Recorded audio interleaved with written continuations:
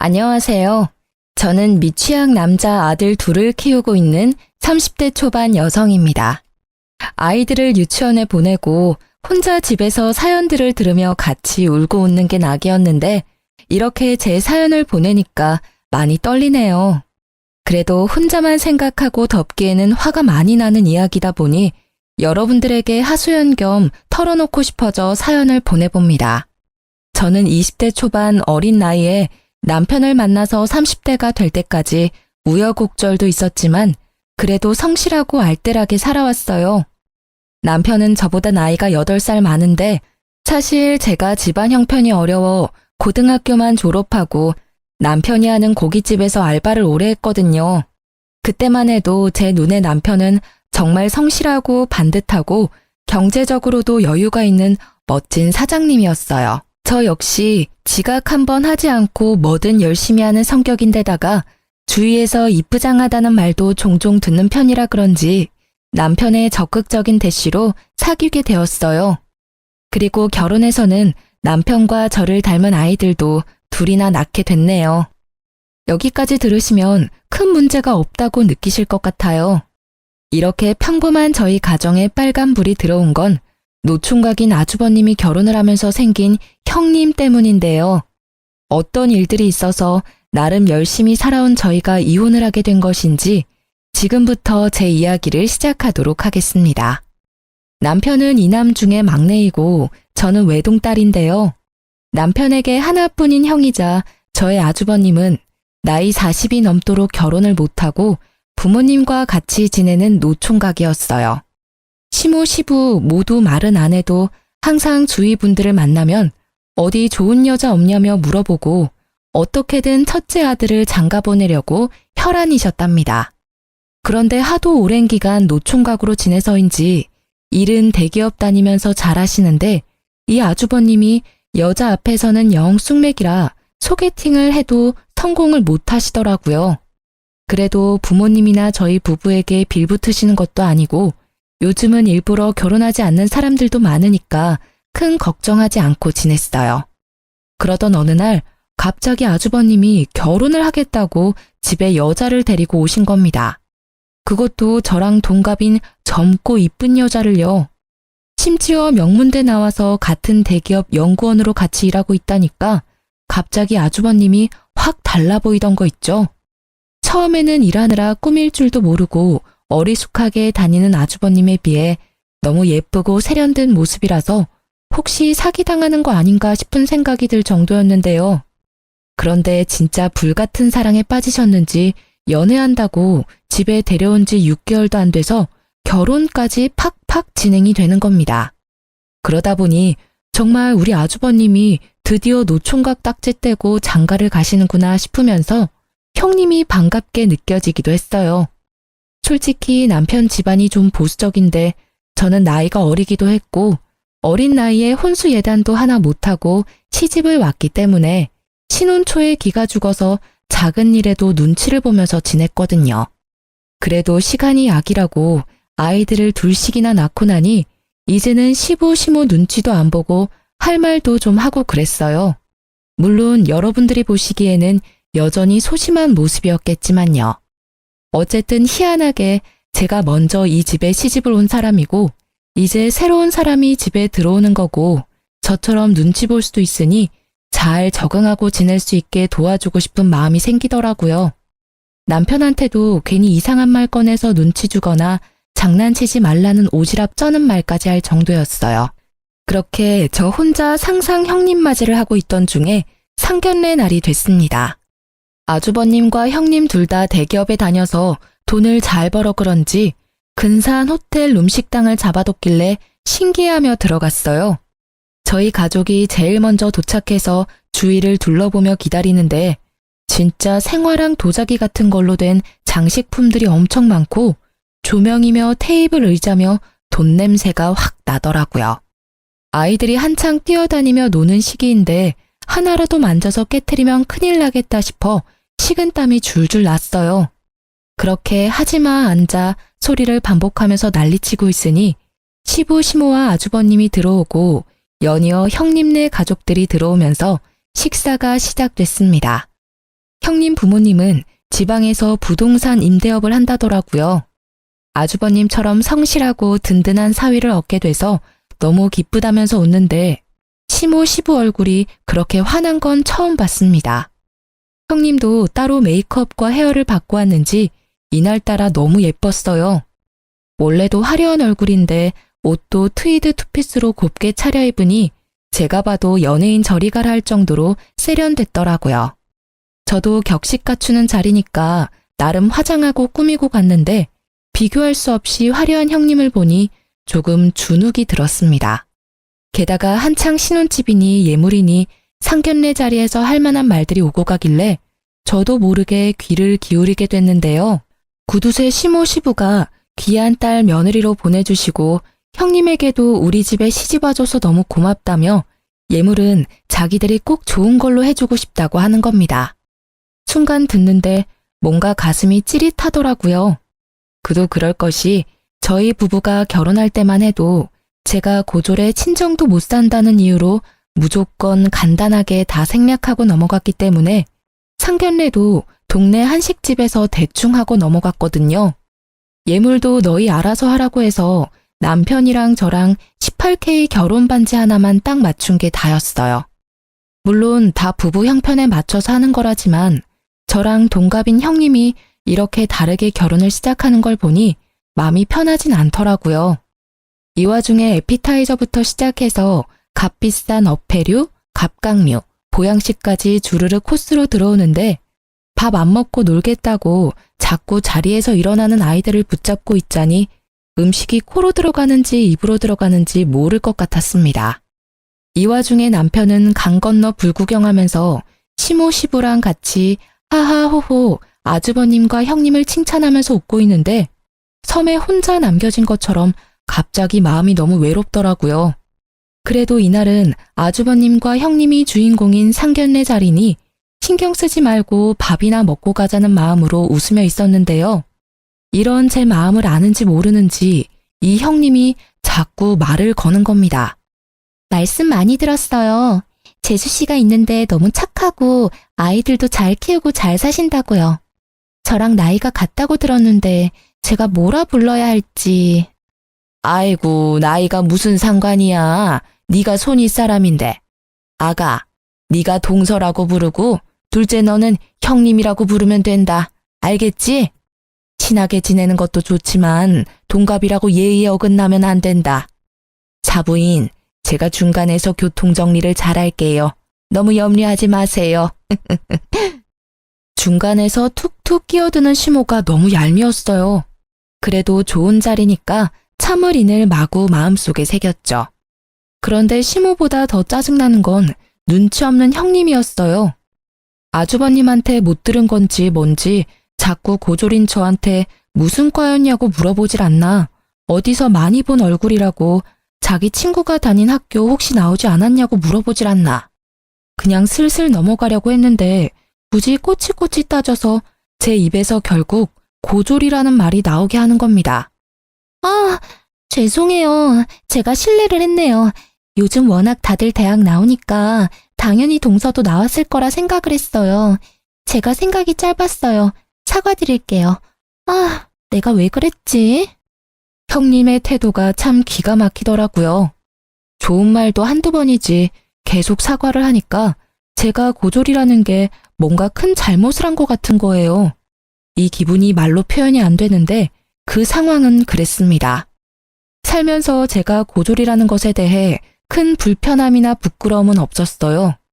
제가 대학교를 가지 않았다고 해서 열심히 살지 않은 건 아니니까요. 그런데 형님 반응도 너무 웃기고 시부, 시모 다 있고 형님 부모님까지 있는 데서 이렇게 제 학력이 화두에 오르는 건 아니라는 생각이 들었죠. 그래서 남편한테 중간에서 중재 좀 하라고 눈치를 줬는데 들은 척도 안 하고 밥만 먹고 허허 웃고 있는 거예요. 순간 얼마나 짜증이 나던지 명문대 나온 형님이랑 고졸인 제가 동갑이라는 이유만으로 이렇게 묶여서 마음이 불편해지는 게 진짜 너무 싫고 화가 났어요. 그렇게 찝찝한 마음으로 집에 와서 아이들을 재우고 한숨 돌리는데 상견례 일이 자꾸 생각나면서 울컥하더라고요. 그래서 남편한테 얘기 좀 하자며 맥주 한 캔을 땄습니다.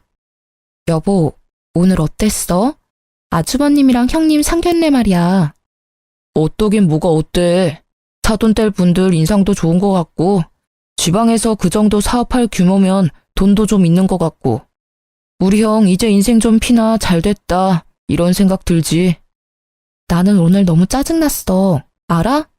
나 혼자 애들 둘 데리고 낑낑대면서 밥도 잘 못 먹고 난리인데 당신은 혼자 밥 잘 먹고 웃고 떠들고 행복해 보이더라. 그리고 그 여자 아주버님이 말해서 뻔히 아는 거 아니야? 나 고졸인 거. 거기서 내 얘기가 왜 주가 되는 건데. 너무 웃기지 않아? 아, 몰랐겠지. 당신 이렇게 민감하게 구는 거 자격지심이야. 그리고 누가 밥 먹지 말랬어? 그러니까 내가 애들 장모님한테 맡기고 가졌잖아. 자기가 꾸역꾸역 애들 데리고 가놓고는 왜 나한테 그래? 맨날 무보수로 우리 엄마한테 애 맡기는데 미안하지도 않아 당신은? 내가 용돈 좀 드리자니까 당신이 한사코 말렸잖아. 엄마 허리도 아프고 손목도 아프고 애들 보느라 안 아픈 데가 없대. 우리 엄마 아빠도 그렇거든? 나이 들면 다 그래. 화가 나서 남편한테 상견례 때 짜증났던 일들을 말하다 보니까 평소에 남편에게 쌓였던 불만들이 같이 터졌어요. 남편이랑 고깃집을 같이 보느라 아이들 둘을 친정엄마가 자주 봐주셨는데 남편이 워낙 짠돌이라 눈치를 주는 탓에 용돈 한 푼 맘 편하게 챙겨드리지 못해 죄송했거든요. 그러다 보니 순간 나도 이렇게 살아서는 안 되겠다 싶고 형님처럼 대기업에 취직하지는 못하더라도 경제적으로 자립을 좀 해야겠다는 생각이 들었습니다. 그래서 학교 다닐 때부터 관심은 많았지만 형편 때문에 못했고 결혼해서는 아이들을 키우느라 미뤄두었던 파티쉐 공부를 해야겠다고 선언을 해버렸죠. 제 말에 남편은 쓸데없는 데 돈 쓰지 말고 가게 일이나 더 열심히 하라고 했지만 자극받은 저를 말릴 순 없었습니다. 평소에 아이들 등원시키고 가게 나가기 전에 쉬던 오전 시간에 학원을 다니면서 저도 제 삶을 좀 열심히 꾸려보기로 했어요. 시간이 흘러 어느 날 명절이었습니다. 형님은 일이 있어서 당일에 온다면서 저보고는 전날에 와서 음식할 리스트를 알려주더라고요. 너무 익숙한 일이라 애들 데리고 또 가서 낑낑대며 요리를 했어요. 그래도 첫 명절이라 형님이랑 아주버님이 선물을 많이 사왔더라고요. 얼핏 봐도 명품 쇼핑백들이 한가득이라 돈 꽤나 썼네 싶었습니다. 원래 아주버님은 명품의 명자도 모르는데 형님 취향이 잔뜩 반영된 선물이구나 생각이 들었죠. 그렇게 제가 만든 음식으로 올린 다과상을 받아들고 가족들이 모여서 오손도손 이야기를 나누더라고요. 그것까지는 아무 상관이 없었는데 형님이 가족들에게 선물을 하나하나 나눠주면서 현타가 세게 왔습니다. 이상하게 제게 주는 가방이 제일 크더라고요. 시모랑 시부가 그걸 보고 너무 돈 많이 쓴 거 아니냐면서 걱정할 정도였고 저도 뭔가 싶어 조금 설렜어요. 그런데 선물의 정체를 알고 진짜 찝찝한 마음이 들더라고요. 형님이 조심스럽게 꺼낸 건 중고 명품 가방이었는데요. 다른 가족들에게는 홍삼이니 보약이니 명품 가방에 스카프를 줘놓고 저한테는 자기가 몇 번 안 든 거라면서 중고 가방을 준 거였습니다. 물론 저도 압니다. 명품은 중고라도 값어치 있다는 거. 그런데 잘 모르는 제가 봐도 손잡이며 바닥이며 흠집도 많고 떼탄 부분도 많아서 가치가 없겠더라고요. 아무리 좋은 거라고 해도 남이 쓰던 거라면 찝찝해하는 게 제 성격인데 상태도 완전 좋은 게 아니니까 싫었어요. 그래서 선뜻 받지를 않고 있으니까 형님이 눈치를 채더라고요. 아, 동서랑 잘 어울릴 것 같아서 들고 온 건데 제가 진짜 몇 번 안 쓴 거예요. 싫으세요? 제 스타일이 아니라서. 아니에요, 형수님. 이 사람이 명품 볼 줄 몰라서 그래요. 이거 딱 봐도 몇백 하는 거잖아요. 고마워요. 잘 쓸게요. 당신은 명품인데 무슨 스타일을 따지고 그래. 잘 알지도 못하면서. 왜 그래? 나는 취향도 없어. 형님, 마음은 감사한데 제가 쓸 일이 잘 없을 것 같아서 그래요. 감사히 받은 걸로 할게요. 둘째, 그만해라. 애써 신경 써준 사람 무한하게 받지도 않고 뭘 받은 걸로 한다 그러니? 그리고 헝거 줬다고 그러는 것 같은데 첫째가 나한테 미리 물어봤어. 그래서 내가 너는 알뜰해서 괜히 비싼 거 새 거 주면 부담스러워서 싫어한다고. 그냥 쓰던 거 헝거 줘도 된다고 내가 그랬다. 괜히 오해하고 그러지 말어. 아니 어머님, 저 오해 안 해요. 그런데 제가 무슨 헝거를 좋아해요?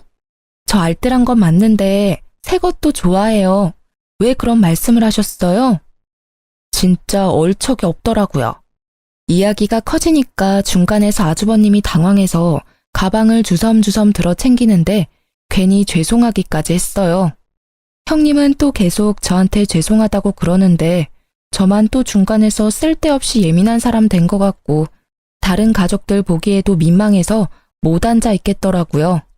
그래서 가방 주시라고 잘 쓰겠다고 하고 받아뒀어요.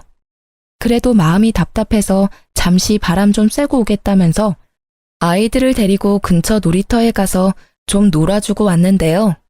저보고 헝거 좋아하니까 헝거 주라고 말했다는 심호도 화났지만 그 상황에서 대놓고 저에게 면박을 주던 남편이 더 짜증났습니다. 생각해보면 제가 알뜰하게 살게 된 것도 항상 없는 형편이니 아껴 써라 말하면서 저를 옥죄던 남편과 시댁 때문이었거든요. 그렇게 최저가 검색하면서 아끼고 살아야 되는 건가 보다. 친정이 못 사는 건 안 아끼고 살아서 그런 건가 보다. 어느새 이런 생각을 하면서 제 스스로를 구두쇠로 만들고 있었던 거였죠. 그렇게 10년 가까이 살다 보니까 저는 새 거 말고 헝거 좋아하는 사람이 되어 있는 게 너무 어이없지 않나요? 그러면서 정작 자기들은 새 걸로 다 선물을 받고 이 집에서 저만 헝가방을 선물 받는다는 건데 아이러니 하더라고요. 그래도 어쩌겠나 내가 선택한 결혼인데 싶어 마음을 추스렸어요. 그런데 짜증나는 일은 여기서 끝이 아니더라고요. 한동안 아이들이랑 시간을 보내고 다시 시댁으로 들어갔더니 아주버님네가 일 때문에 먼저 간다며 현관을 나서고 있었어요. 형님은 저를 보고 거듭 미안하다며 인사를 하는데 오히려 분위기를 깬 것 같아 제가 미안했다고 인사치레를 했습니다. 그러다 우연히 손을 보는데 홍삼 세트가 들려있는 겁니다. 시모가 명절에 집으로 돌아갈 때마다 선물을 줬기 때문에 이번에는 홍삼 선물이구나. 우리도 저거 받겠네 생각했어요. 그러면서 맨날 돈 아낀다고 싼 거 찾으시는 분이 웬일로 거금 투자해서 저런 걸 다 챙겨주시네 의아하기도 했어요. 그런데 아주버님네가 집으로 돌아간 이후에 남편과 아이들이랑 저녁까지 먹고 일어나는 저에게 시모가 대뜸 치약 세트를 주는 겁니다. 순간 이게 뭐지? 싶어서 쳐다보고 있으니 시모가 입을 열었어요. 너 또 이상한 생각하는 거 아니지? 내가 다 생각해서 주는 거야. 너희 집 식구 많으니까 치약 잘 떨어질 거 아니야. 첫째 내는 머리 써서 일하다 보면 밥도 잘 챙겨 먹지 못하고 건강 걱정돼서 홍삼 줬다. 그러니까 또 질투하고 그러지 말라고. 제가 느끼는 이 찝찝하고 속상한 느낌이 고작 질투라니 이해할 수 없었지만 더 크게 일을 만들고 싶지 않았어요. 그래서 일단 받아들고 와서 남편을 잡기로 했습니다. 하지만 남편은 역시 남의 편이었나 봐요. 제가 아무리 대놓고 우리를 차별하는 거 아니냐고 속상하다 말해도 오히려 동서는 노총각 형을 데리고 간 귀한 사람이니 자기 엄마가 그렇게 부둥부둥 해줄만 하다면서 저보고 더 오래 시모랑 살아봤으니 무조건 이해를 하라는 겁니다. 그런데 생각해보면 저희도 그냥 마냥 노는 백수가 아니잖아요. 열심히 고깃집 운영하면서 얼마나 힘쓸 일이 많은데 누구는 홍삼 주고 누구는 치약 세트라니. 솔직히 시모가 예물 챙겨주고 신혼집도 무리해서 노후자금 당겨 큰 평수로 매매해주고 땅까지 형님네 주기로 약속했다는 이런 시시콜콜한 이야기는 저도 들어서 다 알고 있는 공공연한 비밀이었어요. 그래도 문제 삼지 않았던 건 남편이 말하는 대로 노총각 아주버님과 결혼해서 행복하게 살면 그만이라고 생각을 했기 때문인데 소소하게 저와 형님을 차별하고 질투한다고 여기게끔 만드는 상황들이 자꾸 벌어지니까 신경이 곤두서더라고요. 말이라도 한마디 따뜻하게 다독여주고 솔직히 말해줬다면 이렇게까지 속상한 마음이 들지는 않았을지 모르겠어요. 그래도 형님보다 10년 가까이 더 오래 살아온 가족이라고 생각을 했는데 이건 진짜 푸대접도 이런 푸대접이 없는 것 같았죠. 그런데 남편이란 놈도 제 입장은 하나도 생각 안 해주고 무조건적인 이해만 강요하고 있으니 욱하는 마음이 생겼습니다. 안 되겠다. 어머니가 나보다 더 알뜰하시잖아. 나 형님이 준 명품 가방 이거 어머니 드릴래. 무슨 소리야? 그걸 왜 엄마 줘? 너 쓰라고 준 거잖아. 이상한 소리 하고 있어. 주기만 해 진짜. 남편이 말리든 말든 제 귀에 들리지 않았어요. 그 길로 우체국에 가서 커다란 택배 박스에 형님이 준 중고 명품 가방을 넣고 제 옷장에 있던 낡은 원피스도 몇 장 같이 입으시라고 추려서 택배로 보내버렸습니다. 며칠 뒤에 시모가 전화가 와서 이게 뭐냐고 웬 거적대기를 보냈냐고 묻는데 진짜 웃겼어요. 어머니 필요하신 것 같아서 보냈다고 아직 입을만 하다고 하니깐 어버버거리시는데 뒷일이야 어쨌든 잘 입으세요 하고 전화를 끊었더니 그 뒤에는 연락이 없더라고요. 진짜 통쾌하고 속이 후련했어요. 그 사이 형님은 허니문 베이비가 생겼습니다. 이쁜 애가 하고 시모 입이 귀에 걸렸더라고요. 뭐 어쨌든 생명의 탄생은 항상 축복받을 일이라고 생각해서 진심으로 축하해주고 잘 지내라고 톡을 보내줬어요. 그런데 병원에서 유산기가 있으니 안정을 취하라 했다더라고요. 그래서 일까지 그만두고 집에서 쉬고 있다고 했습니다. 저도 아이 둘을 임신하고 출산하면서 크고 작은 이벤트가 많았기 때문에 형님이 같은 여자로서 걱정이 되더라고요. 그래도 친정도 있고 남편도 있고 애정 쩌는 시모도 있으니 어련히 알아서 잘하시겠지 라는 생각을 했어요. 그런데 어이없게 시모한테서 연락이 오더라고요. 네, 어머니, 무슨 일 있으세요? 둘째야, 첫째 얘기는 들었지? 애가 공부만 한다고 몸이 약한지 유산기 있다고 쉬라고 했다는데 내가 신경이 쓰여서 말이야. 너한테 부탁 좀 하려고 하는데 내가 돈 붙여줄 테니까 옆에 가서 수발 좀 들어주면 안 되겠니? 네? 수발이요? 저도 일하고 아이들 키우고 해야 하는데 어떻게 해요?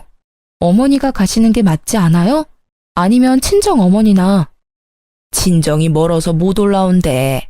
그리고 나는 너무 늙고 시어미가 가면 마음이 더 불편하지. 안 그래? 너도 알잖아. 애들은 이제 많이 커서 혼자 잘 있으니까 내가 데리고 있을게. 좀 가서 맛있는 것도 차려주고 집안일도 좀 도와주고 해주면 안 되겠니?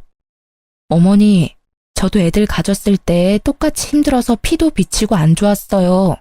그래도 어머니, 저 혼자 누웠다 일어났다 하면서 다 낳고 그랬어요. 어머니는 그때 저한테 이렇게 신경 써주셨어요? 저 이런 말 안 하려고 했는데 너무 섭섭해요. 뭐가 또 섭섭하다고 그래? 너는 젊었잖아.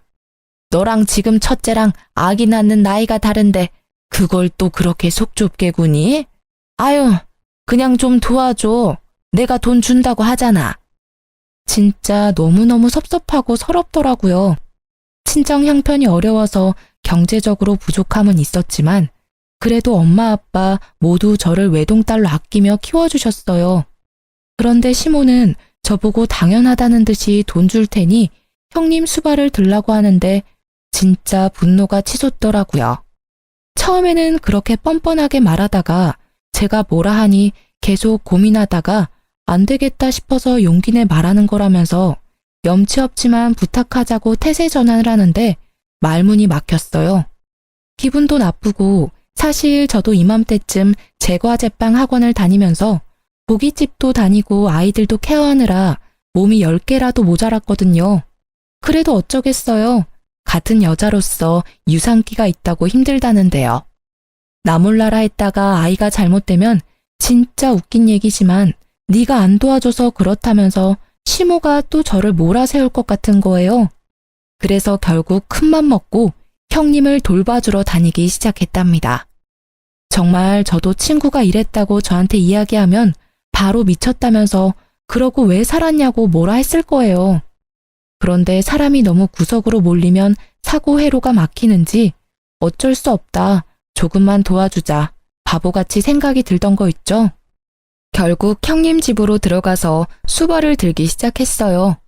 처음에는 고마운데 너무 부담스럽다면서 사양하던 형님도 제가 드나들면서 밥 해주지 빨래 해주지 군말 없이 케어해주니까 마음이 놓였는지 점점 저에게 이것저것 요구를 하더라고요. 심지어 요구사항이 점점 과해져서 저녁 다 먹고 갑자기 삼겹살을 구워달라고 하지를 않나. 하루는 한겨울이라서 꽤 추웠는데 갑자기 참외가 먹고 싶다는 겁니다. 동서, 나 진짜 미안한데 참외 좀 구해줄 수 있어요? 나 원래 참외 싫어하는데 이상해요. 봉봉이가 먹고 싶나 봐요. 참외요? 지금 백화점에도 참외 없을 텐데. 뭐 다른 건 안 돼요? 귤이나 딸기나 이런 거. 제철 과일 먹으면 더 좋다고 하더라고요. 지금 다른 거 말고 참외가 너무 먹고 싶어서. 어렵겠죠? 아, 왜 이러지? 갑자기 눈물이 나는데. 동서 때문이 아니고 그냥 이상하게 갑자기 너무 서럽고 서운하네요. 잠깐만요. 남편한테 전화해 볼게요. 여보, 참외가 너무 먹고 싶은데 동서가 구할 수가 없어서. 동서 잘못은 아닌데 자꾸 눈물이 나네? 아니, 제가 아무리 집에 가서 도와주겠다고 했다 한들 한겨울에 없는 참외를 어디서 구해서 갖다 바치나요? 아주버님은 바빠서 야근하는 날이 많지 혼자 집에서 하루 종일 누워 있어야 하는 형님이 안쓰럽게 느껴지다가도 임신 호르몬 탓을 하면서 계속 저에게 어처구니 없는 것들을 시키는데 점점 지쳐가는 제 자신을 발견했습니다. 나중에는 말도 점점 짧게 하면서 이거 해줘라 저거 해줘라. 자기가 할 수 있는 물 한 잔 마시는 것도 저보고 다 해달라는데 진절머리가 나서 더는 같이 있어주기가 싫더라고요. 생각해보면 저는 진짜 첫째, 둘째 모두 임신기간 내내 입덧으로 고생하고 둘째 때는 임신성 당뇨까지 걸려서 먹고 싶은 것도 못 먹고 관리하느라 고생이었거든요. 그래도 누구 하나 의지하지 않고 제 힘으로 버텼어요. 물론 남편이나 시모가 경제적으로 도와준 건 있지만 형님처럼 이렇게 의존하지는 않았단 말이죠. 저랑 같은 나이에 이렇게 다른 결혼 생활을 하는 형님을 보니 애 낳고 나면 또 얼마나 유세를 떨까 싶기도 했어요. 그래서 이제는 더 못 도와주겠다고 말했는데 형님이 다행히 중후기에 접어들면서 안정감을 찾았는지 이제 안 와줘도 될 것 같다면서 남편이 연차를 못 내서 그러는데 마지막으로 산부인과에 한 번만 같이 가달라 하더라고요. 병원 한 번 같이 가주는 것쯤이야 식은 죽 먹기라 어려운 것도 없어서 바로 운전해서 같이 가줬습니다. 그런데 이곳에서 아주 이상한 여자를 만났어요. 어머, 언니 맞지? 이게 웬일이야? 여기서 언니를 다 만나네. 진짜 세상 좁다 좁아. 왜 연락을 끊고 지냈어? 나 모르겠어? 누구신지 처음 뵙는데요. 저 진료가 있어서 그럼. 형님을 보고 엄청 반갑게 인사를 하는 여자를 만났는데 얼굴을 보자마자 형님이 허옇게 질려서 자리를 피하는 겁니다. 진료실에 허겁지겁 들어가는 형님을 보면서 여자가 계속 이상하다 맞는데 하고 중얼거리더라고요. 느낌이 쎄해서 모르는 척 하려다가 여자에게 물어봤어요. 혹시 저희 형님을 아세요? 어떻게 아시는 거예요? 아, 예전에 제가 같이 일했던 언니랑 너무 닮아서요. 본인이 아니라니까 아닌 것 같기도 한데. 그런데 목소리까지 너무 닮았는데 신기하네요? 사람이 이렇게까지 똑같이 생길 수가 있나? 그래요? 혹시 명문대 나오셨어요? 아니면 땡땡전자 다니세요? 아니요. 아, 저분은 명문대 나와서 땡땡전자 다니시나 봐요. 에이, 그럼 제가 아는 사람은 절대 아니겠네요. 사람 잘못 봤나 봐요. 저 아는 사람은 그런데 다닐 위인이 아니거든요. 천천히 일해서 돈 버는 건 절대 못해요. 한 번에 확 당겨야지. 제가 초면에 별 얘기를 다 하네요. 그럼 안녕히 가세요. 1, 2분 정도의 짧은 대화였지만 제 뇌리에 그 여자가 확 박혔어요. 여자의 감이라는 거 다들 공감하시죠? 형님이 자기가 아는 사람이 아닐 거라 얘기는 하는데 눈빛이며 손짓이며 형님이 들어간 진료실을 빤히 바라보며 웃는 그 여자의 얼굴에는 뭔가 무언의 확신이 있었어요. 진료실을 나온 형님도 주위를 두리번거리며 아까 그 여자는 갔냐면서 재차 묻더라고요. 아는 사람도 아닌데 왜 그렇게 신경을 쓰냐니까 요즘 하도 세상이 흉흉해서 찝찝해서 그런다고 웃어 넘기는데 살짝 떨리는 입꼬리가 너무 이상했습니다. 그렇게 집으로 돌아왔는데 아이들이랑 밥을 먹을 때에도 제과제빵 학원에서 수업을 배울 때에도 고깃집 일을 도와줄 때에도 계속 그 여자의 웃는 얼굴이 머릿속에 떠올라 일이 손에 안 잡혔어요. 잘 사는 아주버님을 생각하면 그러지 말아야 하는데 자꾸 확인을 한번 제대로 해보고 싶더라고요. 그래서 제가 아는 인맥을 총동원해서 형님의 뒤를 캐봤습니다. 그런데 결과가 아주 충격적이었어요. 아주버님과 같은 대기업 연구원이라고 했던 형님은 사실 대기업에 들어간 적은 있지만 서류를 조작한 이력서를 내서 입사 2주 만에 쫓겨나고 명문대도 중퇴였더라고요. 심지어 과거 SNS 기록을 뒤지니 대학교 다닐 때 스폰을 받은 이력도 있는 꽃뱀이나 다를 바 없었습니다. 이제야 인사한 지 6개월 만에 번갯불에 콩 구워 먹듯이 빨리 진행된 결혼이 이해 갔습니다. 오래 질질 끌었다가는 시모시부기에 진실이 들어갈까 두려웠던 거겠죠. 사실을 알게 된 이상 저는 가만히 있을 수가 없었어요. 저 혼자 감당하기는 힘들어서 남편에게 바로 털어놨죠. 그랬더니 들은 척도 안 하면서 TV나 영화를 너무 많이 본 거 아니냐고 정신에 병이 있는 거 아니냐면서 저를 타박하는 겁니다. 물론 그럴 수 있다. 나도 믿기지 않는다. 그런데 사실이다. 이거 우리만 알고 덮으면 시모시부 농락하는 것밖에 안 된다고 말씀드려야 한다고 해도 자기 형수 모함하지 말라고 화를 벌컥 내더라고요. 그래서 바로 시모에게 전화해서 사실을 알렸습니다. 나서지 말까 싶기도 했지만 정황상 아주버님은 사실을 모르고 결혼하셨으니까 가족이라면 모른 척해서는 안 되고 그럴 수도 없었어요. 그런데 시모는 제 이야기를 듣더니 남편과 똑같이 제가 질투에 눈이 멀어 제정신이 아니라면서 결정적 증거를 들고 오라고 고래고래 소리를 지르는 겁니다. 제가 100번 양보해서 형님을 질투하고 미워했다면 그렇게 임신해서 힘들어하는 형님에게 가서 수발을 들었을까요?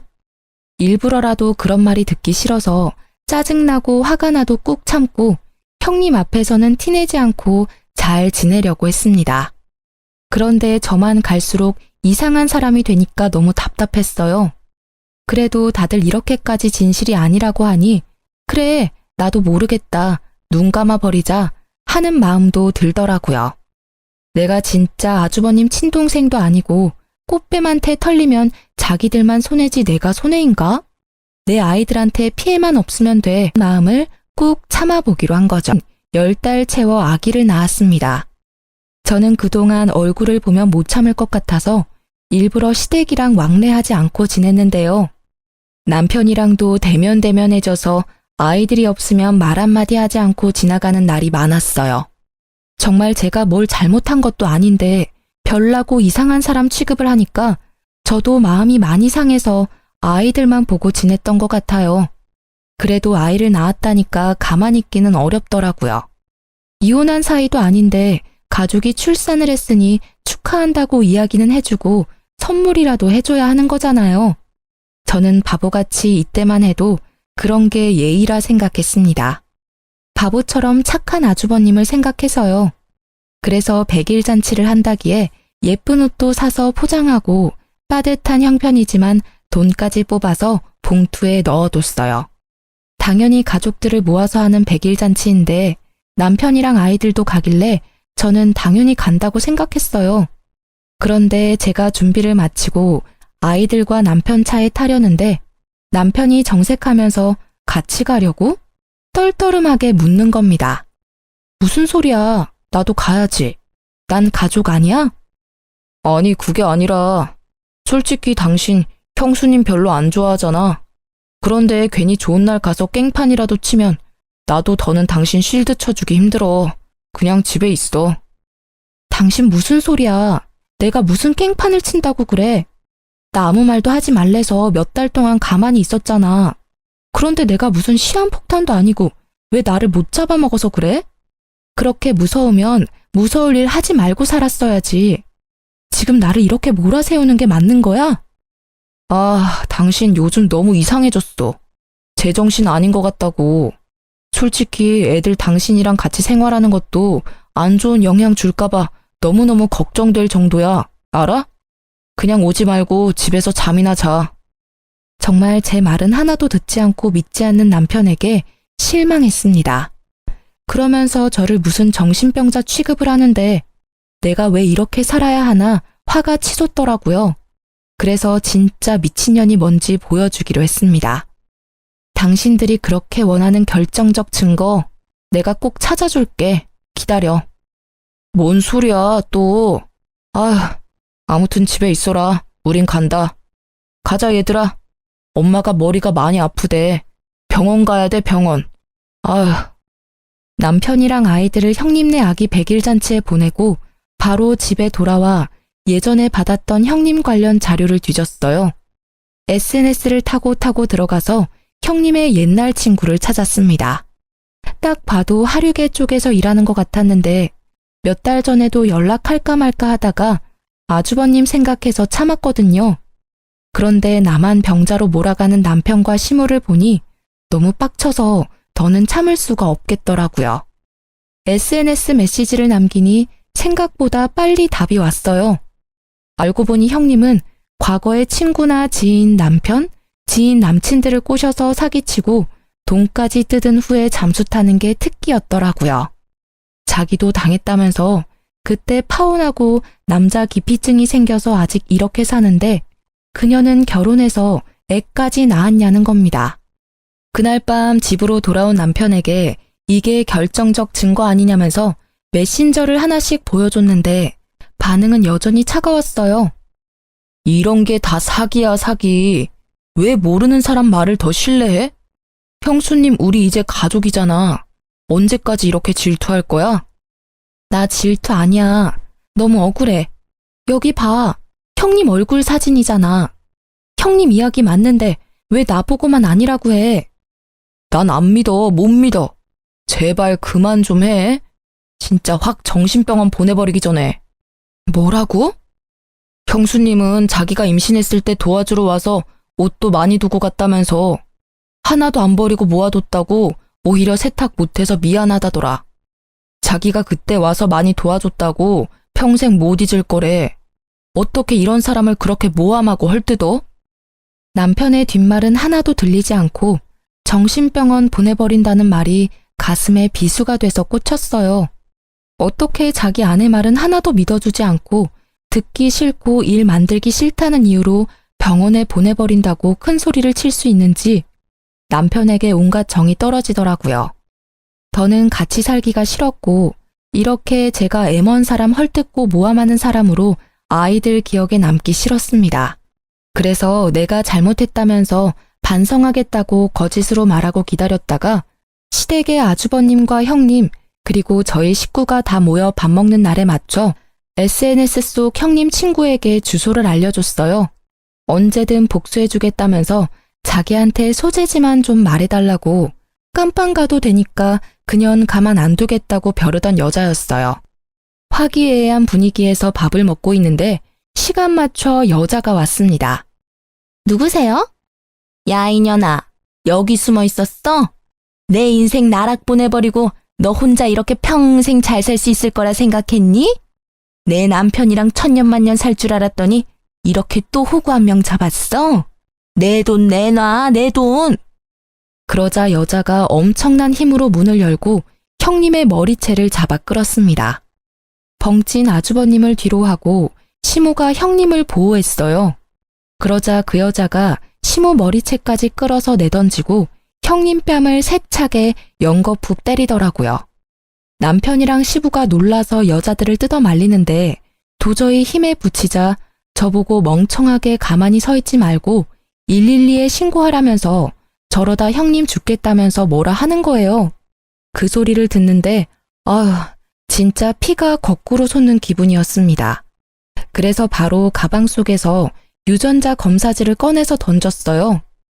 진짜 멍청한 건 니들이야. 꽃뱀한테 속아서 허우적거리는 거 내가 가족이라고 그래도 알아야 한다고 그러니까 뭐?